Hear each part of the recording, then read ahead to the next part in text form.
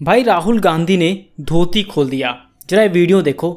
हिंदुस्तान में election commission और BJP मिलकर इलेक्शन चोरी कर रहे हैं। ये पूरा का पूरा सबूत ब्लैक एंड व्हाइट में आज हमने आपको दिया है। चुनाव में 6,50,000 वोटर थे, उसमें से 1 लाख चोरी के थे। 5 तरीके की चोरी पकड़ी है। डुप्लीकेट वोटर, जिसका मतलब एक वोटर के नाम वोटर लिस्ट में अनेक जगह आ रहे हैं। ये देखिए गुरकीरत सिंह डांग, इसका नाम 4 अलग अलग बूथों पे आता है। फेक एड्रेस, मतलब एड्रेस है ही नहीं, या फिर हाउस नंबर 0। तो आपने कभी सुना है हाउस नंबर 0? हमने तो नहीं सुना था, मगर बेंगलोर में हजारों हाउस नंबर 0 है वोटर लिस्ट पे। Bulk voter in single address, मतलब एक छोटे से घर में 40, 50, 60 लोग रह रहे हैं। हाउस नंबर 35 की कहानी सुनिए। छोटा सा घर है, ज्यादा से ज्यादा 4 लोग रह सकते हैं, मगर इस 35 में 80 लोग वोटर लिस्ट में रजिस्टर्ड। इनवैलिड फोटोज, इनकी फोटो देखिए, या फोटो है ही नहीं, या फिर छोटी छोटी फोटो है तो दिख नहीं सकती। इन वोटर आईडीज पे वोट दिया गया है। Misuse of form 6। Form 6 first time voters के लिए होती है, जिनकी एज 18-20 साल की हो। अब मैं आपको बताता हूँ शकुन रानी की कहानी। फर्स्ट टाइम वोटर बनी है, 70 साल की आयु है, 2 बार इनका नाम वोटर लिस्ट में आता है और फर्स्ट टाइम वोटर की लिस्ट में आता है।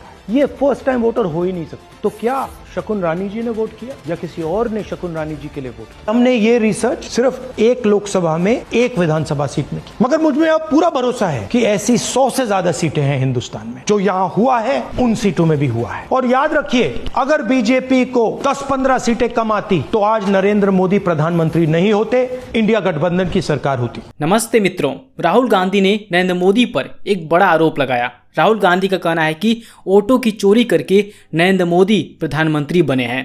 और आगे राहुल गांधी बताते हैं कि कैसे नए फेक वोटर्स बनाए जा रहे हैं। इस वीडियो को जरा ध्यान से देखिएगा। यह है चोरी। 5 तरीके से होती है। मिसयूज ऑफ फॉर्म 6, आपने सुना होगा।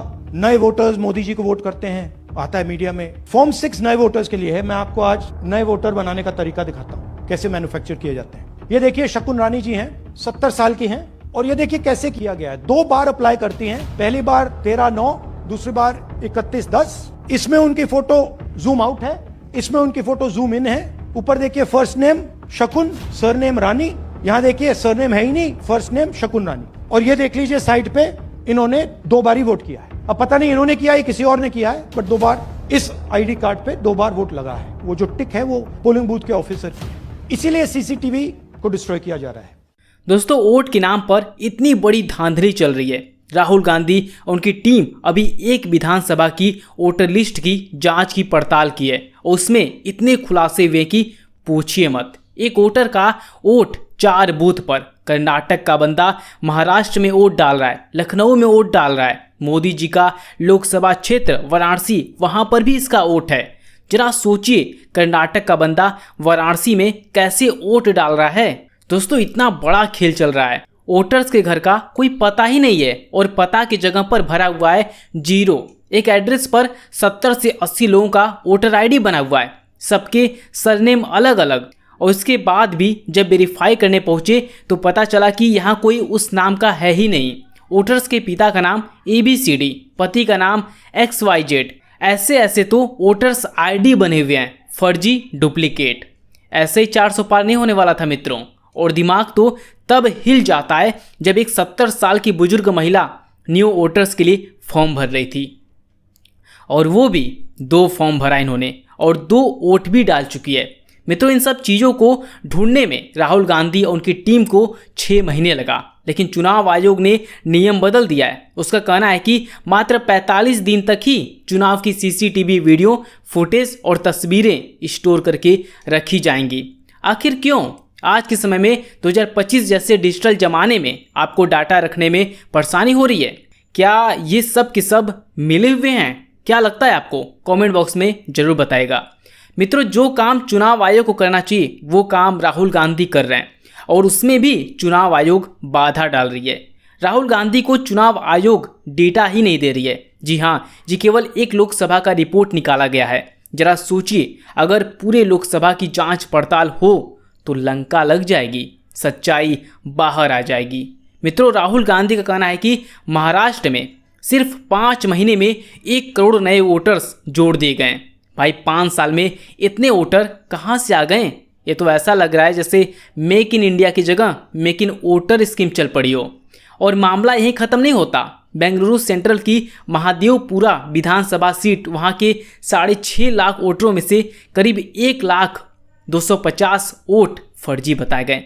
मतलब हर 7वां वोटर या तो क्लोन है या भूत है या फिर इलेक्शन कमीशन का स्पेशल गेस्ट है। कांग्रेस के मुताबिक इनमें डुप्लीकेट नाम, एक पते पर दर्ज दर्जनों लोग, बिना फोटो वाले मतदाता और ऐसे पते वाले लोग शामिल हैं जो गूगल मैप्स पर भी नहीं मिलते। अब राहुल गांधी ने प्रेस कॉन्फ्रेंस में 7 फीट ऊंचे पेपर के ढेर दिखाए क्योंकि चुनाव आयोग ने वोटर लिस्ट की सॉफ्ट कॉपी देने से मना कर दिया। भाई 2025 में हम चांद पर रोवर भेज देते हैं, लेकिन वोटर लिस्ट अभी भी आलू छाप कागज पर मिलेगी, और वो भी इतनी बड़ी कि OCR मशीन भी बोल दे भाई मैं ये नहीं पढ़ सकता। सबसे बड़ा आरोप, चुनाव आयोग ने 5 बजे के बाद के वोटिंग के CCTV फुटेज डिलीट कर दिए। अब सोचिए, जिस समय आम लोग घर जा रहे होते हैं उस समय पोलिंग बूथ पर अचानक वोटर टपकने लगते हैं। जैसे IPL मैच के आखिरी ओवर में रन बरसते हैं, वैसे ही वोट बरसते हैं। मित्रों, चुनाव आयोग ने राहुल गांधी को कहा कि ये सब भ्रामक है, बेसलेस है, और अगर सबूत है तो कोर्ट में जाओ। और महाराष्ट्र, कर्नाटका, हरियाणा के मुख्य चुनाव अधिकारियों ने राहुल गांधी को कहा कि डिक्लेरेशन साइन करो, नामों की पूरी लिस्ट दो, हम जांच करेंगे। फुटेज डिलीट करने पर आयोग का तर्क, भाई अगर कोई याचिका ही नहीं है तो हम प्राइवेसी के लिए फुटेज हटा देते हैं। मतलब चोरी पकड़ी जाए इस डर की वजह से अलग ही बहाने चल रहे हैं। मित्रों, इंडिया टुडे की रिपोर्ट ने राहुल गांधी के दावे को आंशिक तौर पर सही ठहराया। बेंगलुरु के मुन्नी रेड्डी गार्डन में 10 से 15 फीट के छोटे से घर में 80 वोटर रजिस्टर्ड मिले, और घर के मौजूदा निवासी ने कहा मैं इन नामों को जानता ही नहीं, ये तो ऐसे हैं जैसे आपके घर पर बिन बुलाए मेहमान आ जाएं, और वो भी वोट डालने के लिए। अब असली सवाल है जनता का कि सच क्या है। 2 संभावनाएं, पहली कि सच में वोटर लिस्ट में बड़े पैमाने पर हेरफेर हो रहा है जो लोकतंत्र की नींव हिला सकता है। दूसरी कि ज़्यादातर प्रशासनिक गड़बड़ियां हैं, जैसे पुराना डेटा अपडेट न होना, डुप्लीकेट नाम हटाने में देरी, या स्पेशल इंटेंसिव रिवीजन जैसे अभियानों में सुस्ती। चुनाव आयोग के SIR प्रोजेक्ट का मकसद यही है, लिस्ट को साफ सुथरा करना। लेकिन सच चाहे जो भी हो, एक बात साफ है, हमारे वोटर डेटा में गड़बड़ी है, और जब तक ये कानूनी निष्पक्ष जांच से साफ नहीं होगा तब तक ये मुद्दा रॉकेट की तरह उड़ता रहेगा, और जनता सोचती रहेगी कि उनका वोट सुरक्षित है या नहीं। मित्रों, लोकतंत्र का मतलब है हर वोट मायने रखता है। अगर वो वोट चोरी हो जाए तो लोकतंत्र का असली खेल खत्म। आरोप चाहे राहुल गांधी लगाएं या कोई और, हमें चाहिए सबूत, जांच और जवाबदेही। दोषी चाहे सत्ता में हो या विपक्ष में, उसे सजा मिलनी चाहिए। और अगर आरोप झूठे हैं तो झूठ फैलाने वालों को भी जनता के सामने कटघरे में खड़ा होना चाहिए, क्योंकि लोकतंत्र में असली ताकत जनता की है, और जनता का सबसे बड़ा हथियार है उसका वोट। इसे बचाना हमारी सबसे बड़ी जिम्मेदारी है। वैसे 2027 में किसे उत्तर प्रदेश का नायक बनना चाहिए, इस वीडियो में हमने बताया, यहाँ पर क्लिक करके आप देख सकते हैं। दोस्तों, इस वीडियो में बस इतना ही। मिलते हैं किसी और ऐसे ही ठोस मुद्दे के साथ। तब तक के लिए आपका दिल से बहुत बहुत धन्यवाद।